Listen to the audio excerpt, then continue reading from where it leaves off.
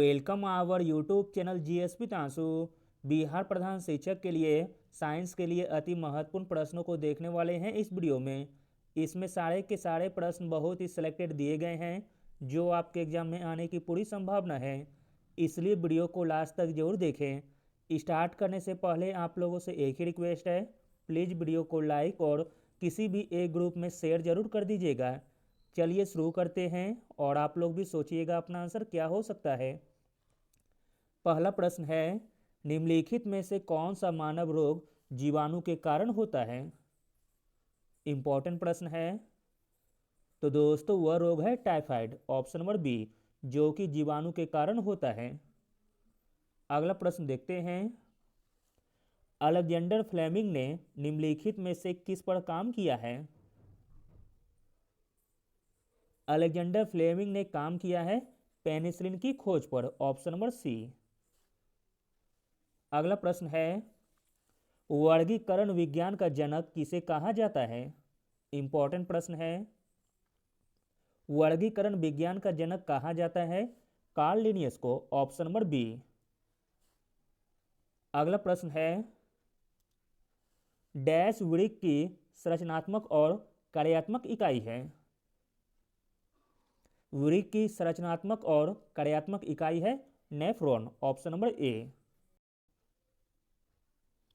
अगला प्रश्न है, निम्नलिखित में से किसे हरित शैवाल भी कहा जाता है। हरित शैवाल भी कहा जाता है क्लोरोफाइसी को, ऑप्शन नंबर बी।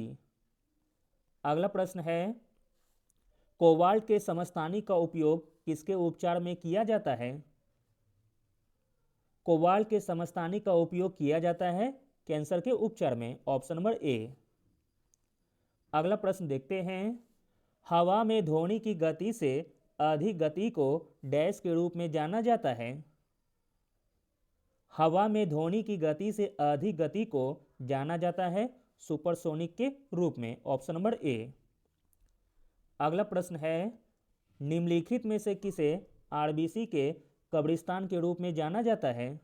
इंपॉर्टेंट प्रश्न है। आरबीसी के कब्रिस्तान के रूप में जाना जाता है पिलिया को, ऑप्शन नंबर बी। अगला प्रश्न देखते हैं, दूध का सफेद रंग किसकी उपस्थिति के कारण होता है। आंसर है ऑप्शन नंबर डी, केसिन की उपस्थिति के कारण। अगला प्रश्न देखते हैं, जब बर्फ पिघलती है तब क्या होता है। जब बर्फ पिघलती है तो आयतन कम होता है, ऑप्शन नंबर बी। अगला प्रश्न है, प्रकाश का रंग किसके द्वारा निर्धारित होता है। प्रकाश का रंग निर्धारित होता है तरंगदैर्घ्य के द्वारा, ऑप्शन नंबर बी। अगला प्रश्न है, डेंगू बुखार के कारण मानव शरीर में निम्न में से किसकी कमी हो जाती है। डेंगू बुखार के कारण मानव शरीर में जिसकी कमी हो जाती है वह है प्लेटलेट्स, ऑप्शन नंबर ए। अगला प्रश्न है, इनमें से सबसे अधिक आघातवर्धनीय धातु कौन सी है। इंपॉर्टेंट प्रश्न है। सबसे अधिक आघातवर्धनीय धातु है सोना, ऑप्शन नंबर बी। अगला प्रश्न है, परमाणु नाभिक की खोज किसने की थी। परमाणु नाभिक की खोज की थी अर्नेस्ट रदरफोर्ड ने, ऑप्शन नंबर ए। अगला प्रश्न देखते हैं, किस रक्त समूह को यूनिवर्सल डोनर कहा जाता है। यूनिवर्सल डोनर कहा जाता है रक्त समूह ओ नेगेटिव को, ऑप्शन नंबर डी। अगला और अंतिम प्रश्न है, मानव आंख में किसी वस्तु का प्रतिबिंब कहाँ बनता है। मानव आंख में किसी वस्तु का प्रतिबिंब बनता है रेटिना पर, option number D. Thank you.